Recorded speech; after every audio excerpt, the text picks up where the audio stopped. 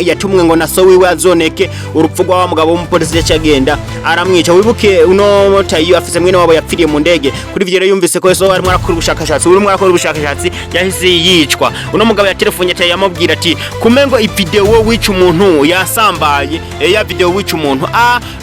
Tayiyu akivyumva yaciye atelefone umusore yari yarungitse kwica wayiji, yaciye asanga nk'umusore yawafashwe ari ku gipolisi. Tayiyu yahise afata umwanzuro wo kubwira commission wa police amubwira ati mpa ujya muhungu wawe tuvugane tuyage neza, kubera unateye arafise amafaranga yashaci ahonge ujya mu police kugira arekane n'ikesi n'ubukesi, ariko yiji yarabyanze avuga ati wewe n'impaka nzogushira hasi.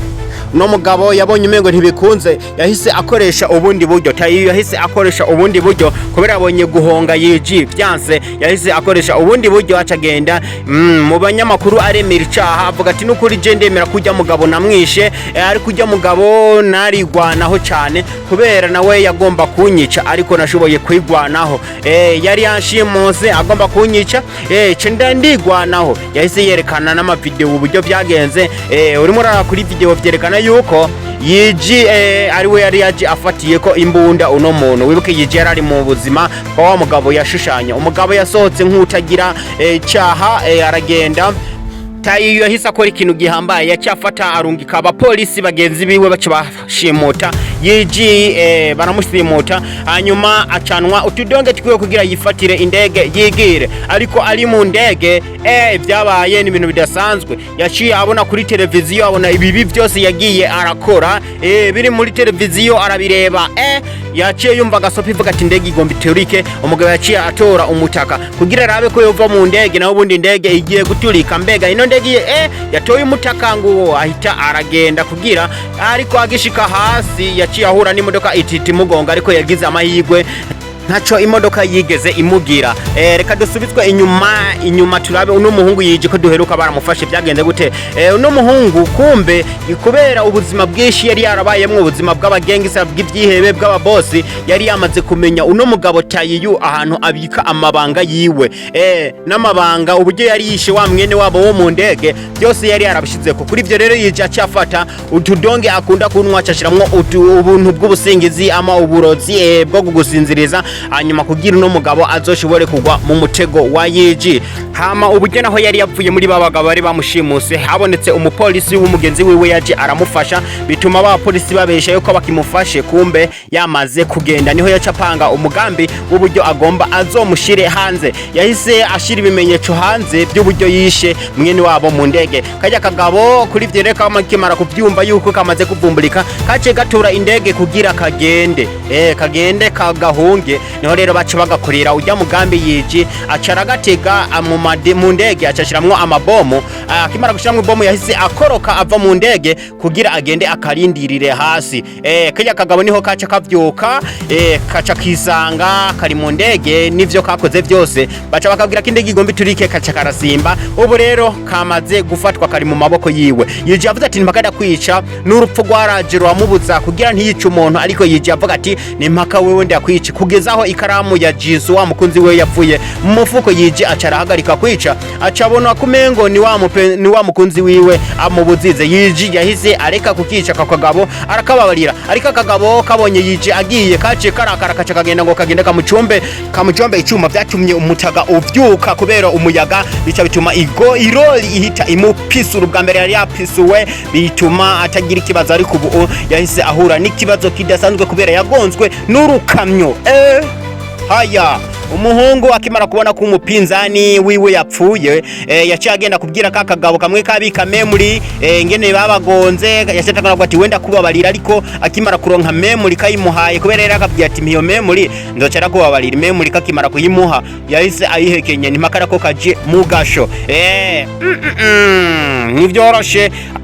Tayiyu akimara kugwa, Tayiyu akagongwa n'imodoka, yahise aja kwa muganga. Hari abapolisi bakorana nawe, abapolisi bashoboye gushigwa hasi kubera bakorana n'umwononyi cyane umuntu yica. Hanyuma yije afashe umwanzuro wo kugenda kuraba Tayiyu. Ubu Tayiyu ari mu bitaro, ntabwo yigeze apfa, ariko nta n'ukuguru na kumwe agira, amaguru yiwe yose yari yaracitse. Nuko yije yaramushitse ko aramureba, yihoreye nyine ubuko yashaka nuko byagenze. Yije yaciye aza araba gutoteka wa mukunzi wiwe ararira ariko acafata ingingo yo kubaho nk'umupolisi yibereye nk'umupolisi atarafata ivyihebe yarafise na mugenzi wiwe bakorana mu bupolisi nyine barakura akazi nyine gambaye cyane yeji yaguma yimvira ati nubundi nzopfira muri uyu mubiri ndimo ndakora akazi ka gipolisi yeji yagumye abandanya gukora akazi kiwe ariko bararindana na mugenzi wiwe aho yahura n'ivyago yaciye yironkera umugenzi bakorana banakundana cyane bashobora no kurindana bagoma bagira ibikomere uraza umuntu aguma yiruka ku byihebe uno muhungu yatanguye kubwira umukobwa uno mugabo bakorana mu gipolisi aramubwira ati so wawe nzomurinda ntaco azoba tugaruke kuri uno munsi barimwe barirukankana ikihebe baracirukankanye bagishita kure ariko ntibari bazi ko gifize imbunda cyahise gikura imbunda kice kirasa wa mwene wabo ama wa mugenzi wiwe ku kuguru yija kimara kubibona nawe camurashe ku rutugu ariko acagenda kugira bipfane naco aracada kandi ariko cyari gifize imbunda cyahise kimukubita kiramurasa imbunda kiramutobowa mu rubavu bahita bakorokana bose muri etage ubuzima bwa Yijibu bumeze nkuko ariko urupfu rwaramututse cyane ruvuga ati we nubu uracikunda ariko Yijibu byaramucanze nikunda gute kandi natanze ubuzima bw'iwanje kubw'umuntu nakundaga urupfu rwaramutwenze cyane ruhita rumurungika mu bundi buzima mbese ubu agomba yisange mu buzima bwande ubu yisanze mu buzima bw'umuntu asabiririza yisanze mu buzima bw'umuntu asabiririza aravye kuri televiziyo abona amaziko ya wa mupolisi yapfuye yari umupolisi akora neza ariko yapfuye wibuki yapfuye yisanga muri iyi si nyene ntabwo aca yisanga handi yagiye kugira nawe yaje mu maziko ariko abarinzi bashoboye kumwirukana kubera bavuga ngaranuka baramwirukana uno muhungu yatanguye gutahura impamvu urupfu rwamubwiye ati ngarikunda ngo yitaho ubuzima bw'abandi kubera urupfu rwari rwamubwiye ati wowe wishimira ubwenge bw'abandi bantu ukishimira itunga ry'abandi bantu ntiwishimire ivyo wawe ngo ukore n'amaboko yiwawe urupfu rwaramubwiye ati niwe wishe n'ujya mu polisi kubera iyo hataba wewe ujya mu polisi ntiyari gupfa kubera n'ujya muntu uvuga ngo warimwe uratabara ntabwo yari kwigera apfa urupfu rwiwe ntabwo rwari rwashike kubera rujya mubiri wawe ukoresha uvuga ngo ugiye ngo kumutabara kumbe niwe wace wica uno mubiri urimo Yijibu byaramubaje cyane arimwe arasohoka yahise anyerera ku ngazi amakuma escalier akigerayo niho urupfu rwamuha ibuye ry'ugwibutso aribuka bujya buzima yarinjemo bujya musabirizi yari umuntu wo hasi cyane wa kawaida nta tunga yari afise umugore we yari yaragiye kubera uno mugabo yarakenye hanyuma Yijibu nyene yabonye kumego nta mahirwe afise yo kuba muri buno bundi buzima bwose yahise abwira urupfu kugira rumurase yisubire mu bundi buzima agende aburangize bwose hanyuma yipfire nyene yari amaze kubona yuko nubwo bigenza gute mu mibiri yose adashobora gukira Yijibu urupfu rwavuze ati okay ni bundi buzima reka ndakurungikiye mu bundi buzima Yijibu yarose ubundi buzima ari umushinga ntahe umuntu w'umugabo yaciye yirukanka kugira agende nyine ubuzima bumare na n'ingoga hanyuma yipfire nyine yigire aruhuke buno buzima bwo kuza araraswa ariko urupfu rwahise ruhindura umukino Yijibu yaciye yisanga ari mu nzu iwabo bana yisanze ari mu nzu iwabo mbega ubu ari mu mubiri wande kumbe yiravye mu kiyo cyasanga ari mu mubiri wa nyina wiwe mbega bigenze gute ko ubu naho yisanze mu mubiri wa nyina wiwe yahise atangura kwakira intekerezo z'ubuzima bwa nyina wiwe abona nyina wiwe akiri umutoya n'uburyo yamuvyaye akamwishimira uburyo nyina wiwe yakoresheje ingufu zose kugira umwana wiwe ashobore kumererwa neza ingufu zose yashize ku rukundo yamukunda wibuke n'igihe yije agenda kwiyahura nyina wiwe yari mwana mu telefona ayije kimara kumenya byose uburyo nyina wiwe yamukunda uburyo yamwitaho byaramubaje cyane yibuka n'igihe apfa nyina wiwe yararize arahogora bari kumwe na Yesu nyina wiwe yaramukunda cyane Yijibu mutiye agahinda arababara ariko nyene nico gihano yarose ubu ari mu mubiri wa nyina wiwe mbega ari buze kwemera gupfa wibuke yaragiye kwiyahura muri uriya mubiri ujya wundi mugabo nuko tutamenye uburyo byagenze nyina wiwe Yijibu kimara kubona kari mu mubiri wa nyina wiwe yagiye kuraba hamwe bamwibukira yaciye agunduwa yuko nyina wiwe buri munsi yahama buri munsi muri kaya kumba kugwibutso Yijibu yahise afata ayobora umubiri wa nyina we kubera niwe awurimwe ubu bacagenda atwara nyina wiwe aho nyina wiwe yahora yipfuza kuraba buri munsi amutwara mu musozi muremure nyina wiwe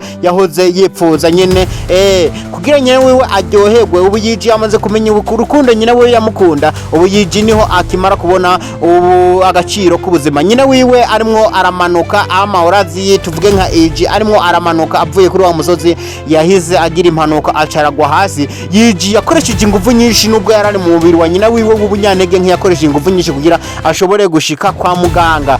Nyina wiwe yaciye avyuka yibona ari kwa muganga, ntiyamenye uburyo vyagenze, ntiyamenye ngo yavunitse gute, sinzi nanje uburyo vyagenze. Yiji nawe tumubona ino ikuzimu atangura kubwira urupfu ati mama wanje sinkeneye yuko ashobora gupfa kubwanje, ahubwo ico nshaka ndagusabe nuko ushobora kumpa amahirwe mwe gusa yo kugenda nkaraba ko noyambira mama nkamuyambira rimwe gusa, hanyuma basi nkabura mpfa nkaja hiyo ikuzimu. Urupfu rukimara kumva amajambo ya Yiji atiye agahinda n'uburyo yamenye yuko ubuzima buhambaye, ubuzima ari bwiza. Urupfu rwahise rumuha akabonisi ruvuga ati rero uracinze umukino, ariko tora rino sasu urishire muri imbunda hanyuma ucuzungurutsa, ni warasa isasu likakumena urumva azoba ari amahirwe mabi yawe, ariko nurasa isasu likaguhusha uzoba utsinze umukino. Yiji yararashe akirasa yaciagira amahirwe, ntabwo yigeze araswa, yahise yisanga hamwe hejuru. Ifilime yatangurira agenda akiyahura, yaciye ahita yisanga hajya hejuru. Ubo yaciye ashobora no kwakira telefone ya nyina wiwe. Filime herera ngaha, kora subscribe, bye bye.